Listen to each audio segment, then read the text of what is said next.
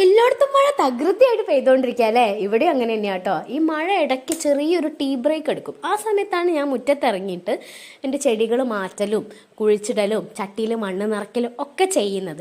അപ്പോൾ ഇതൊരു ഗാർഡനിങ് വ്ളോഗായിട്ട് തുടങ്ങിയതാണ്, ബട്ട് ആക്ച്വലി ഇതൊരു കുക്കിംഗ് വ്ളോഗായിട്ട് മാറി.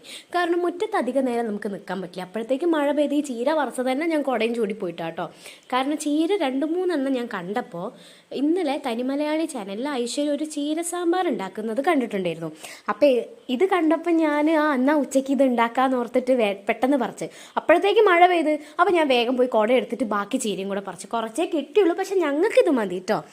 അങ്ങനെ അതിൽ എന്താ പറയണത് വെച്ചാൽ കുക്കറിലേക്ക് ഈ കുതിർത്തി വെച്ച പരിപ്പ്, മഞ്ഞപ്പൊടി, ഉപ്പ് ഇട്ടിട്ട് വേവിച്ചെടുക്കുക. അതേപോലെ ഉള്ളി, തക്കാളി കുനുകുനുകുന അരിഞ്ഞിട്ട് അത് വഴറ്റിയെടുക്കുക. ആ വഴറ്റിയെടുക്കുന്നതിലേക്ക് നമ്മൾ മസാലകളൊക്കെ ഇടുക, ചീര ഇടുക, നന്നായിട്ട് വഴറ്റുക. അതിലേക്ക് ഈ വേവിച്ച് വെച്ച പരിപ്പ് ഒഴിച്ചിട്ട് ഇളക്കി എടുക്കുക. ചീര സാമ്പാർ റെഡി. അപ്പോൾ നല്ല ടേസ്റ്റ് ഉണ്ടായിരുന്നു ആക്ച്വലി സംഭവം. അപ്പോൾ അവർ ഇന്നലെ ചെറുപയർ ദോശേൻ്റെ കൂടെ കഴിക്കണം എന്ന് പറഞ്ഞിട്ടാണ് ചാനലിൽ ഇട്ടത്. അപ്പോൾ എനിക്കിന്ന് ഉച്ചയ്ക്കൊക്കെ ചോറിന് വേണ്ടിയിട്ടായതുകൊണ്ട് ഞാൻ വളരെ വറ്റിച്ചിട്ടല്ല എടുത്തത്. കുറച്ചുകൂടെ വെള്ളമൊക്കെ ഒഴിച്ചിട്ട് കറി പോലെ ആക്കിയിട്ടാണ് എടുത്തത്.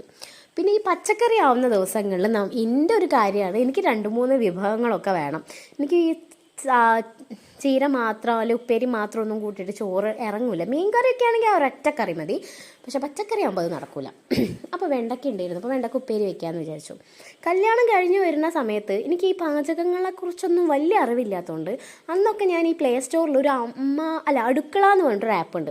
ആ ആപ്പിൽ നോക്കിയിട്ടാണ് ഫുഡ് ഉണ്ടാക്കുന്നതും അതേപോലെ സ്നാക്സൊക്കെ വൈകുന്നേരത്തെ സ്നാക്സൊക്കെ ഉണ്ടാക്കിക്കൊണ്ടിരുന്നത്. ആ സമയത്ത് ഇവിടുത്തെ ജിത്തേടൻ്റെ വല്യമ്മ പറഞ്ഞു വന്നതാണ് ഈ വെണ്ടക്കുപ്പേരിൻ്റെത് കേട്ടോ. ഈ വെണ്ടക്കുപ്പേരിയിൽ കുരുമുളകിൻ്റെ പൊടിയും വെളുത്തുള്ളിൻ്റെ അല്ലിയും ഉപ്പും ഇതൊക്കെ ഇട്ടിട്ട് ഉണ്ടാക്കുകയാണെന്ന് വെച്ചാൽ നല്ല ടേസ്റ്റ് ആയിരിക്കുന്നത്. അപ്പോൾ കറിവേപ്പിലും കാര്യങ്ങളൊന്നും ഇല്ലാത്തതുകൊണ്ട് ഞാൻ അതൊന്നും ഇട്ടിട്ടില്ല. പക്ഷെ അതൊക്കെ ചേർക്കുമ്പോൾ അതിൻ്റേതായിട്ടുള്ള രുചി വരും എന്നാണ്. പിന്നെ കോഴിമുട്ട ഉണ്ടായിരുന്നു. അപ്പോൾ കോഴിമുട്ട എടുത്ത് ചെറിയൊരു തോരൻ പോലെ ഉണ്ടാക്കി. അതുപോലെ ഉണക്കൽ മീൻ ഉണ്ടായിരുന്നു. ഒറ്റ മീൻ എടുത്തിട്ടുള്ളൂ, 3 കഷ്ണമാക്കിയിട്ട് അത് വെച്ചതാട്ടോ. അപ്പോൾ ഇതൊക്കെയാണ് ഇന്നത്തെ വിഭവങ്ങൾ. എനിക്ക് 2-3 വിഭവം വേണമെന്ന് പറഞ്ഞല്ലോ, പക്ഷെ ഇന്നത്തെ കുശാലായിരുന്നു. ചീരക്കറി ഉണ്ടായിരുന്നു, പിന്നെ ചക്ക കൊണ്ട് തന്നിട്ടുണ്ടായിരുന്നു മിന്നു. അപ്പോൾ ചക്ക ഉണ്ടായിരുന്നു, ഉപ്പിലിട്ട മറ്റേ കണ്ണിമാങ്ങയില്ലേ അതുണ്ടായിരുന്നു, ഉണക്കൽ മീൻ ഉണ്ടായിരുന്നു, കോഴിമുട്ട അതുണ്ടായിരുന്നു. എല്ലാം കൂടെ കൂട്ടിയിട്ട് അടിപൊളിയായിട്ടാട്ടോ കഴിച്ചേ. മനുവിന് ഈ കോഴിമുട്ട തോരൻ പോലെ ആക്കുന്നത് കണ്ടിട്ടില്ല തോന്നല്ലേ, ഞാൻ ഉണ്ടാക്കി കൊടുക്കാനിട്ടാണോ എനിക്ക് എന്താ ഓർമ്മയില്ല. എന്ന് കണ്ടപ്പോൾ അമ്മേ ഇതെങ്ങനെ ഉണ്ടാക്കാം